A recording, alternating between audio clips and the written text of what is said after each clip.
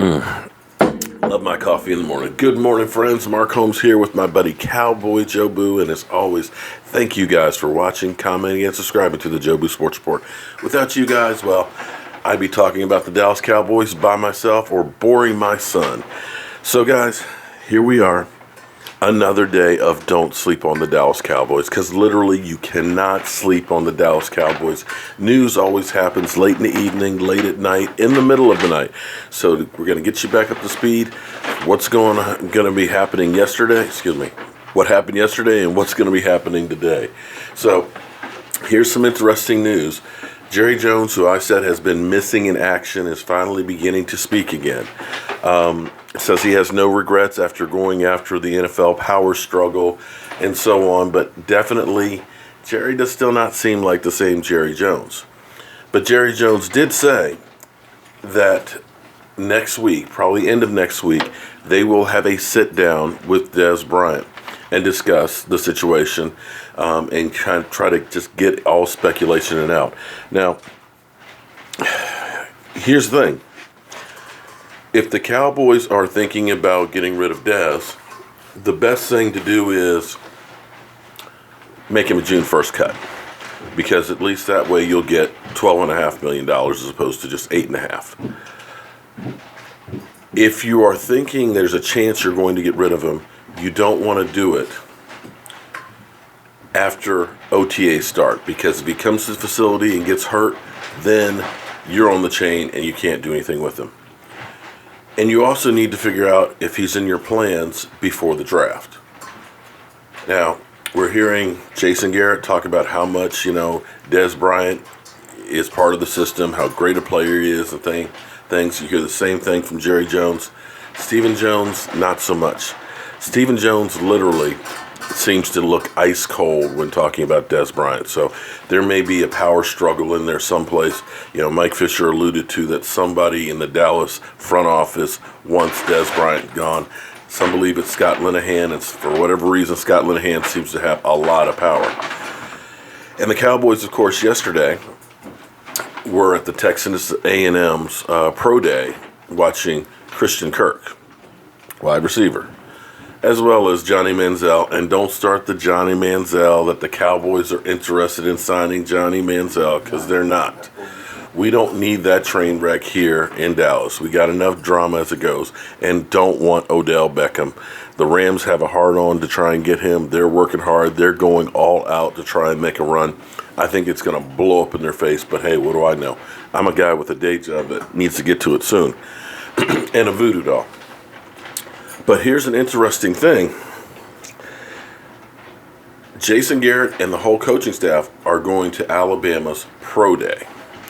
This is not something they typically do. In fact, Jason Garrett very rarely goes on these pro days. The last time they did this en masse was they went to Ohio State and we drafted Zeke Elliott. So with Fitzpatrick and, of course, Calvin Ridley, who's already had a visit in Dallas, this is a little more added pressure on Dez Bryant. This may be done as leverage to kind of let Dez Bryant know that we like you, we want you, but we can live without you. You see the point here? Because you're being put on notice that we need more from you, or we need you to take a pay cut, because if you're not willing to, don't worry, we got plans without you. And that's how the game's played. It may be that the Cowboys are bluffing, that they're not going to go ahead and take one of these guys. However, the optics make it look, or it makes you at least question, they're spending a lot of time with these guys. Maybe they are thinking about getting rid of Dez Bryant.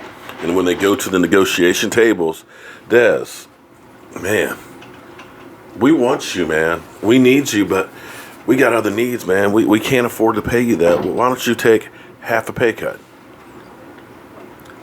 And Dez, if he really wants to be there, says, well, damn, they can make it without me. Okay, all right, I'll do it. I'm not saying it's right. I'm not saying it's wrong, but I think that that's what may be going on. So we'll have to wait and see what happens with that one. Other than that, I know, the other thing. The more I keep hearing about Hurns, the more I like him.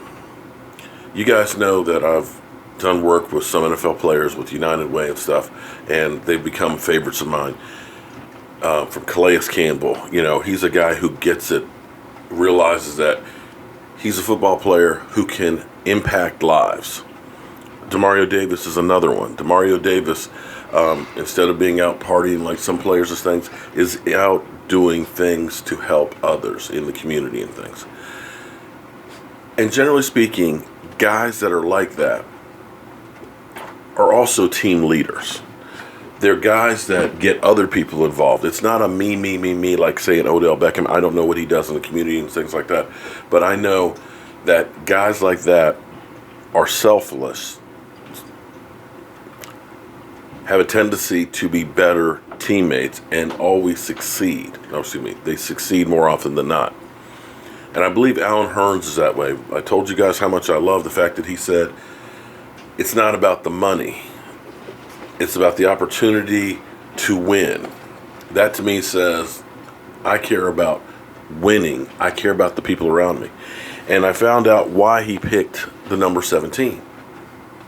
He picked the number 17 for the 17 victims in the school shooting in Florida. He realizes, like I said, I don't know Alan Hurns. Alan Hurns, if you'd like to Skype in sometime, would love to have you here. Any of you players out there that would like to Skype in, have a comment, tell me I'm an idiot or anything like that, call my people. Well, call me. But I believe that he is one of those type of players. The fact that he realizes that I'm playing for those victims, the fact that he is taking less money because he wants to be part of this organization and the opportunities here, says a lot. So many players out there are trying to figure out how I can get every single nickel and dime that I can. I don't care who I play for. I play for? I play for money. And that's their whole attitude. So I really dig that guy and believe that when you do good things will come back to you. We'll see how it all works out. I'm hoping that it works out fantastically. I'm excited about the moves that the team has made so far in free agency. We haven't spent overboard, but I think we've got a better quality group of players than what we pulled in last year between Nolan Carroll and Stephen Paya and things like that. I think we're going to have guys that are going to ultimately be better players for us and will make it through the season. So it's going to get interesting. And guys, we are less than a month away from the draft. I can't believe it, man. We are going to be in an RV basically 4 weeks from now, rolling into Dallas. Michael Anthony Fitness, my man DMV, my man John Gardner, my man Clarence.